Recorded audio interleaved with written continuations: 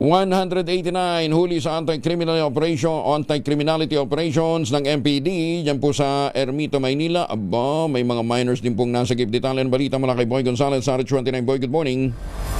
Good morning, Kuya Angel. Umaabot sa 189 na individual ang hinuli dahil sinagawang anti-criminality operation ng Manila Police District, Ermita Police Station 5. Ayon sa pulisya, kabilang sa mga hinuli ang 5 individual na walang suot ng pang-itaas, 10 na naninigarilyo sa pampublikong lugar at 11 na aktuang nagiinuman sa kalsada.